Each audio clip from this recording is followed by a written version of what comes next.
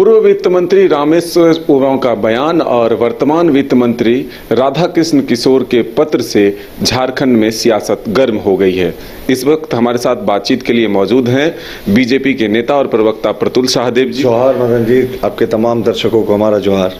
प्रतुल जी, झारखंड में कांग्रेस, जेएमएम और आरजेडी गठबंधन की सरकार है, लेकिन दो बयान और पत्र कहें कल जो जारी हुआ, एक तो पूर्व वित्त मंत्री रामेश्वर उरांव ने सिरमटोली फ्लाईओवर को लेकर के जो बयान दिया कि एक घर कर गया है आदिवासी समाज के दिल में जो कभी नहीं मिटेगा, इसको किस रूप में देखते हैं? देखिए, रामेश्वर उरांव जी बहुत बड़े नेता हैं, बहुत लंबे समय तक आईपीएस अधिकारी थे। हम लोग सब उनकी कदर करते हैं। दलगत भावना से ऊपर उठकर भी आप बहुत सारे नेताओं का कदर करते हैं, उनमें एक वो भी हैं। तो भाई, सिरमटोली फ्लाईओवर को लेकर तो हमारी पहले से ऑब्जेक्शंस थी कि भाई ट्रैफिक कंजेशन कम करने के लिए आप सरकार जो भी कदम उठाए हम उसका स्वागत करेंगे, लेकिन ट्रैफिक कंजेशन कम करने के नाम पर अगर आप किसी की धार्मिक भावना से खेलें और किसी पक्ष को आप बिना कॉन्फिडेंस में लिए हुए इस तरह का कार्य करें तो भाई ये तो गलत होता है। जिस तरीके से सरना समाज इसके खिलाफ प्रोटेस्ट कर रहा था कि हमारा सरना स्थल है, तो मुख्यमंत्री जी को चाहिए था कि वो कैंटिलीवर स्पैन ब्रिज बना देते जो बिना पिलर के बनता है, और वो सीधे नीचे का जो रास्ता है वो ओपन हो जाता, और ये दोनों कैंटिलीवर स्पैन ब्रिज से वो कनेक्ट कर देते कांटाटोली फ्लाईओवर को और सिरमटोली फ्लाईओवर को। देखिए, हमारा मानना है मुख्यमंत्री जी अगर कॉन्फिडेंस में लेकर करते सरना समाज को जो विरोध कर रहे थे तो वो बहुत बेहतर होता, लेकिन मुख्यमंत्री जी ने शायद मुझे लगता है बाबा कार्तिक उरांव के नाम पर करके एक नई बहस को जन्म दे दिया, क्योंकि बाबा कार्तिक उरांव ना सिर्फ गीताश्री उरांव जी के पिता थे बल्कि वो एक बहुत बड़े समाज सेवी थे झारखंड के, और उन्होंने अपना पूरा जीवन धर्मांतरण के खिलाफ लगाया था। और 1967 में तो वो लोकसभा में एक बिल लेकर आए थे, प्राइवेट मेंबर्स बिल, कि जो आदिवासी अपना धर्म बदल लेते हैं उनको आरक्षण की श्रेणी से बाहर किया जाए। तो मुख्यमंत्री जी से यही अपेक्षा होगी कि सिर्फ बाबा कार्तिक उरांव जी के नाम पर टोकनिज्म नहीं करे, बल्कि बाबा कार्तिक उरांव ने जो सपने को देखा था कि आदिवासियों का धर्मांतरण रुके, उसको यथार्थ में उतारें। पर आप कैसे एक्सपेक्ट करते हैं मुख्यमंत्री जी ऐसा करेंगे? आर्च बिशप ने पहली बार तो इनकी सरकार को क्रिसमस गिफ्ट कहा था, तो ये तो रिटर्न गिफ्ट दिए जा रहे हैं मुख्यमंत्री। लेकिन जेएमएम के लोग आप लोगों पर भी कटाक्ष कर रहे हैं कि ये लोग बाबा कार्तिक उरांव के नाम लेने से बच रहे हैं, जो नामकरण। मदन जी सीना ठोक के कह रहे हैं, बाबा कार्तिक उरांव दलगत भावना से ऊपर उठकर बहुत बड़े नेता थे, और उनको ईसाई मिशनरियों ने उनके व्यक्तित्व को जिस तरीके से आना चाहिए था वो आने नहीं दिया। कांग्रेस पूरे तरीके से आप जानते हैं रोम और वेटिकन से चलती थी। 1967 में जब बाबा कार्तिक उरांव बिल लेकर आए थे तो 1970 में जब इस बिल पर बहस होना था लोकसभा में, तो नॉर्थ ईस्ट के 2-3 क्रिश्चियन मुख्यमंत्री आकर कैंप कर गए, और इंदिरा गांधी जी की सरकार ने व्हिप जारी किया कि बाबा कार्तिक उरांव के इस बिल को गिराया जाए। तो आप सोच सकते हैं ना, हम तो कार्तिक उरांव की तारीफ करते हैं, कांग्रेस आज भूल गई है क्रिश्चियन वोट बैंक के चक्कर में। लेकिन एक और आरोप लगता है कि जिस अस्मिता की, आदिवासी की अस्मिता की बात, आस्था की बात आप कर रहे हैं, वो कह रहे हैं कि आप लोगों को तो पहले नकार दिया है आदिवासी समाज के लोगों ने। सबसे बड़ा हितैषी और सबसे बड़ा उनकी रक्षा करने वाला अब तो वर्तमान मुख्यमंत्री हैं और उनकी पार्टी है।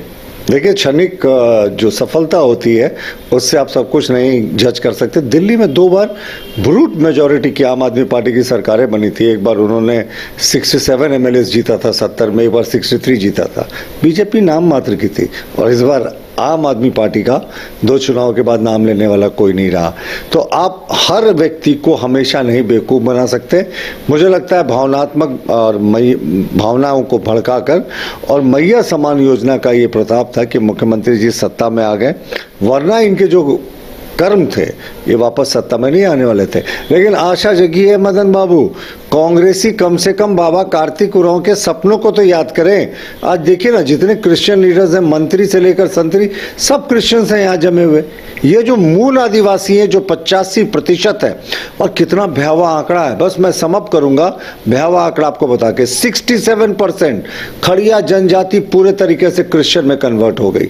35% मुंडा लड़ाकू जनजाति राजा थे वो क्रिश्चियन में कन्वर्ट हो गई, और जो 26% यहाँ की उरांव समुदाय थी, उरांव जनजाति थी, वो क्रिश्चियनिटी में कन्वर्ट हो गई। ये जनगणना 2011 के आंकड़े हैं।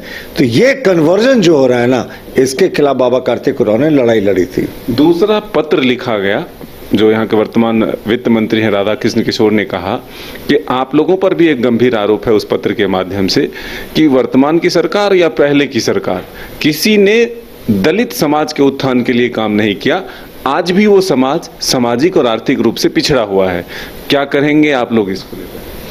भाई, अगर कांग्रेस को दलित समाज से इतना ही प्रेम था तो शुरुआत से ही गांधी और नेहरू जी क्यों प्रधानमंत्री रहे थे? किसी दलित के बेटा को बनाना चाहिए था प्रधानमंत्री। तो इनके यहाँ टोकनिज्म होता है। और हमारी केंद्र सरकार की अगर मैं योजनाओं को गिनाने लगूं तो जो पोस्ट मैट्रिक स्कॉलरशिप होता है वो हमारी केंद्र सरकार शुरू करती है, जब उनको पूरा रहने का खर्चा देती है, पढ़ने का खर्चा देती है। इसके अतिरिक्त बहुत सारी योजना है। आप देखिए बाबू जगजीवन राम छात्रावास जो योजना है उसमें शेड्यूल कास्ट के छात्रों को रहने की व्यवस्था की जाती है, उनको स्टाइपेंड दिया जाता है। और national state financial development corporation NSFDC, इसका यहाँ अर्थ होता है शेड्यूल कास्ट। तो national schedule caste financial development corporation जो है उसका गठन हुआ गया कि इसलिए कि जो उद्यमी हैं इस समाज से आते हैं उनका हम लोग ख्याल रख सके, उनको आसानी से फाइनेंस हो सके। और इसके अतिरिक्त आप देखेंगे कि जितने हमारे मतलब stand up India, startup India हो या फिर प्रधानमंत्री आवास की योजना की बात करें, उज्ज्वला गैस की बात करें, मुद्रा लोन की बात करें, विश्व मतलब तमाम योजनाओं में हम ख्याल रखते हैं कि एससी समाज का ज़्यादा से ज़्यादा प्रतिनिधित्व हो।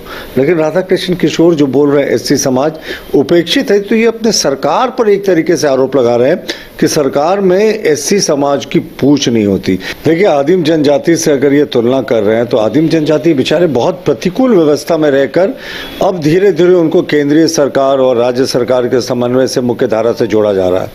तो अब अगर आप 25 वर्षों का झारखंड देखें तो 13 वर्ष तक कहीं ना कहीं प्रत्यक्ष या परोक्ष रूप से कांग्रेस की समर्थित सरकार रही है। और उसमें भी अगर एससी समुदाय की स्थिति नहीं सुधरती है तो इसके लिए पूरे तरीके से इनकी जिम्मेवारी है। और अब तो 5.5 वर्ष थे साहब, 5.5 वर्ष किसी योजना को मूर्त रूप देने के लिए काफी होता है। सरकार के एक मंत्री खुद कह रहे हैं कि एससी समाज की जो स्थिति है इस सरकार में बद से बदतर हो गई। इससे ज्यादा क्या मुख्यमंत्री जी को सबूत चाहिए? मुझे लगता है मुख्यमंत्री जी को या तो खुद इस्तीफा दे देना चाहिए, उस मंत्री का इस्तीफा ले लेना चाहिए जो इस तरह की बातें कह रहे हैं। तो क्या लग रहा है कि जेएमएम कांग्रेस में सब कुछ ठीक नहीं चल रहा है? नहीं, देखिए कांग्रेस तो ऐसे भी पूरे तरीके से हाशिए में। कांग्रेस को कौन पूछता है? जबरदस्ती किसी तरीके से पैर हाथ पकड़कर वो सत्ता में बनी हुई है। मुख्यमंत्री तो जब चाहे उनको अपने कंधे से उतार कर पटक दे, कोई असर भी नहीं होने वाला है। कांग्रेस को एक जगह कहने को मिल गया है कि हम यहाँ सरकार में, लेकिन जो माफ कीजिएगा वित्त मंत्री जी का जो बयान है ये मुझे लगता है इस सरकार की पोल खोलता है कि एससी एसटी ओबीसी यही समुदायों को कहते हैं ना सरकार की हम हित करते हैं। तो एक समुदाय पर तो इन्होंने प्रश्न खड़ा कर दिया कि एससी पूरे तरीके से उपेक्षित है। अब और क्या बचता है मुख्यमंत्री जी? आपके मंत्री ही खुद कह रहे हैं, विपक्ष नहीं कह रहा, आपके मंत्री कह रहे हैं कि एससी समाज की स्थिति जो है वो असुर, बिरहोर, पहाड़िया और सबर जैसे आदिम जनजाति के भी लोग हैं जो पिछड़े हुए हैं उनसे भी खराब हो गई आपकी सरकार में। तो इससे ज़्यादा क्या रियलिटी चेक चाहिए? ये सरकार पूरे तरीके से एससी एसटी ओबीसी के नाम पर राजनीति करती है और इनके मंत्री ने शीशा दिखा दिया कि इन समुदायों की उन्हें फिक्र नहीं। तो बिल्कुल सरकार किस तरह से काम कर रही है और क्या सब कुछ ठीक है या नहीं, ये हम जानने समझने की कोशिश कर रहे थे। हमारे साथ मौजूद थे बीजेपी के प्रवक्ता और नेता प्रतुल सहदेव जी। सारे सवालों का जवाब बेबाकी से दिया अपने सहयोगी गौरव के साथ। Madan Singh, news bioscope, Ranchi.